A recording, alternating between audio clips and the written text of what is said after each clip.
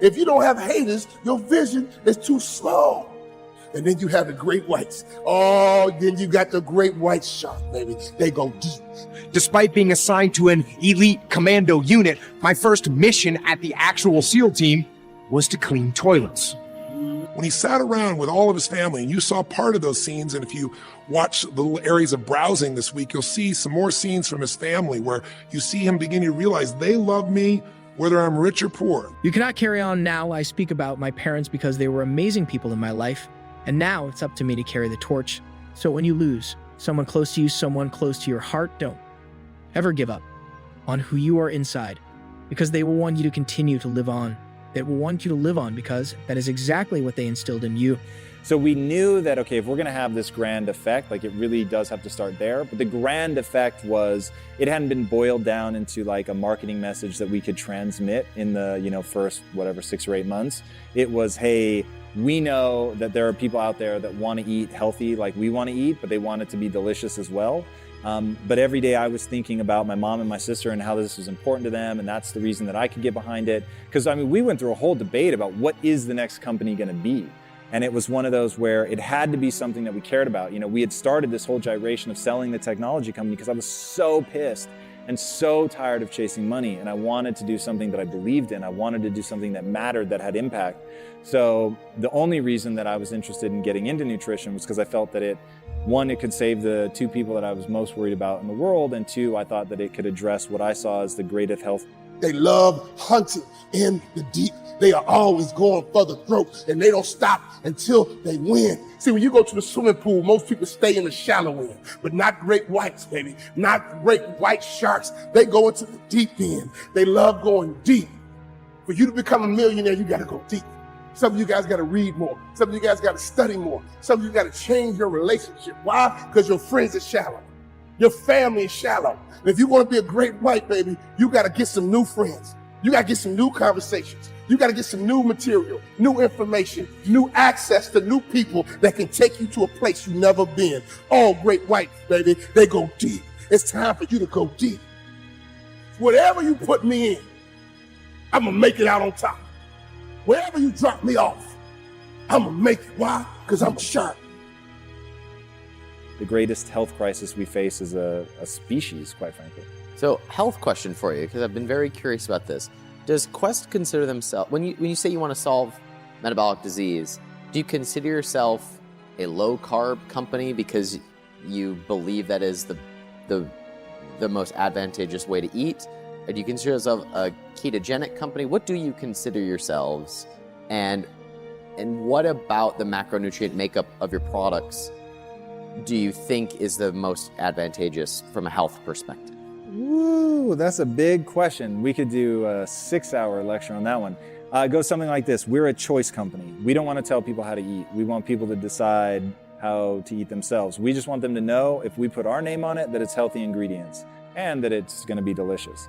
But at the end of the day, there's 2 types of nutrition. There's what I call blunt force trauma, which is what I used to drop 60, 70 pounds. I don't care how many times that you need to try, no one can stop you but you. I don't care who you are. I don't care what you do. If you want to be a sales shark, you got to move different. You might still be in school. You want to be a straight A student, you got to move and operate differently. You a young, aspiring athlete in high school or college, trying to make it to the league, trying to make it to the top, you can. It's right in front of you. But you got to move different. You got to operate different. You got to operate better in your social circles. You got to operate better in school, better in class, better in the sales meeting, better in front of the client. Why not? How do you move right now? I mean, let's be honest. How do you operate right now? And here's the truth. If you're operating the right way, you don't need to brag about yourself. Today, I will continue to represent my mother and father because that was my greatest loss.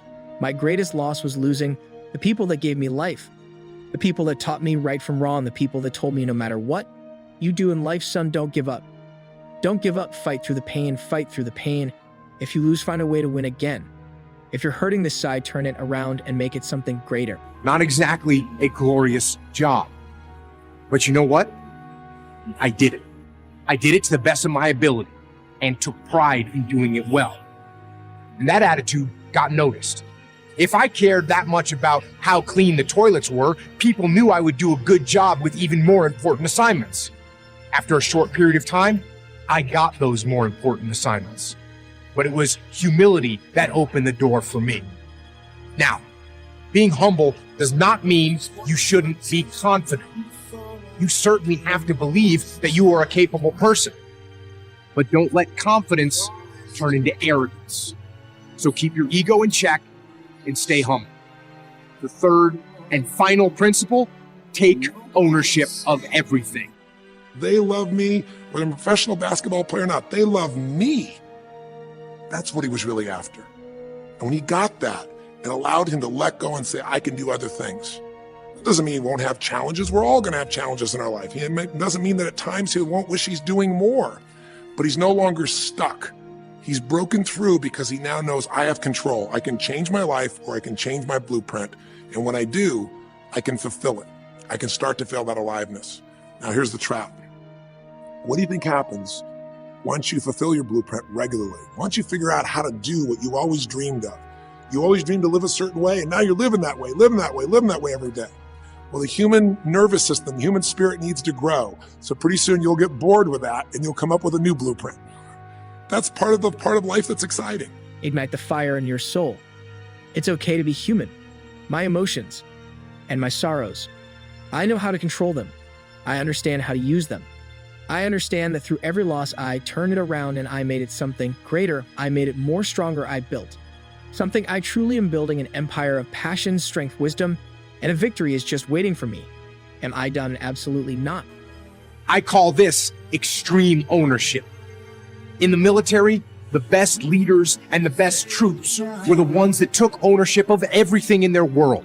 Not just the things they were responsible for, but for every challenge and obstacle that impacted their mission.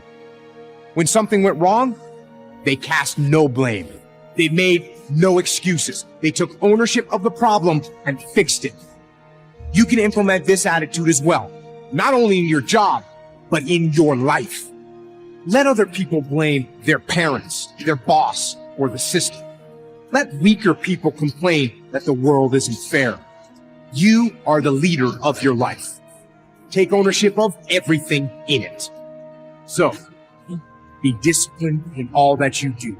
Don't subject yourself to the winds of motivation. Stay humble and be willing to do what needs to be done. And take extreme ownership. See, if you and I from this day forward are going to be happy, just remember what we've said. It takes two things, grow and give. A meaningful life comes from growing, that sense of progress, and it comes from having life not just be about me, but about we, doing something that makes me feel connected to other people besides myself.